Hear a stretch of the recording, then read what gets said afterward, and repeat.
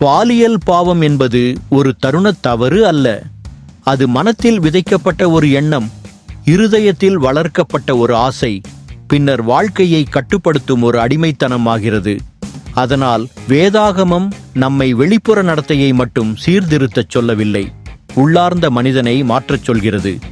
கண்கள் காண்பதையே மனம் சேமிக்கிறது, மனம் சிந்திப்பதையே இருதயம் விரும்புகிறது, இருதயம் விரும்புவதையே உடல் செய்கிறது. ஆகவே பாலியல் பாவத்தை வெல்ல வேண்டும் என்றால் முதலில் கண்களையும் எண்ணங்களையும் தேவனுடைய வார்த்தையால் காக்க வேண்டும். தேவன் இந்த பாவத்துடன் விவாதிக்கச் சொல்லவில்லை, அதை விட்டு ஓடச் சொல்கிறார். யோசேப்பு போல சூழ்நிலை எவ்வளவு வலுவானதாக இருந்தாலும் பரிசுத்தத்தை தேர்ந்தெடுக்கும் துணிச்சல் வேண்டும். ஜெபமும் உபவாசமும் ஆவியை பலப்படுத்தும் போது மாம்சத்தின் சத்தம் மெல்ல மங்குகிறது. ஒருவன் தன் வாழ்க்கையில் தேவனுடைய வார்த்தையை நிரப்புகிறான் என்றால் பாவத்திற்கு இடம் குறைந்துவிடும்.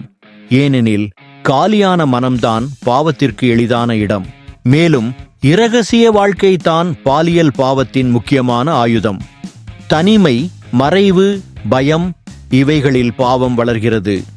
ஆனால் தேவனுடைய வெளிச்சத்தில் வந்து பொறுப்புணர்வுடன் நடக்கும்போது சங்கிலிகள் உடைகின்றன. நாம் யார் என்பதை நினைவில் கொள்ள வேண்டும். நமது உடல் பரிசுத்த ஆவியின் ஆலயம். நாம் நம் சொந்தமானவர்கள் அல்ல, விலையிட்டு வாங்கப்பட்டவர்கள். இந்த உண்மை இருதயத்தில் பதிந்தால் என்ன விருப்பம் என்ற கேள்வி மாறி தேவன் மகிமைப்படுகிறாரா என்ற கேள்வியாக மாறும். இறுதியாக பாலியல் பாவத்தின் மேல் கிடைக்கும் வெற்றி மனித முயற்சியின் விளைவு அல்ல, அது இயேசு கிறிஸ்துவின் சிலுவை வெற்றியின் வெளிப்பாடு. சிலுவை பாவத்தை மன்னிப்பதோடு மட்டுமல்ல, பாவத்தின் அதிகாரத்தையும் உடைக்கிறது.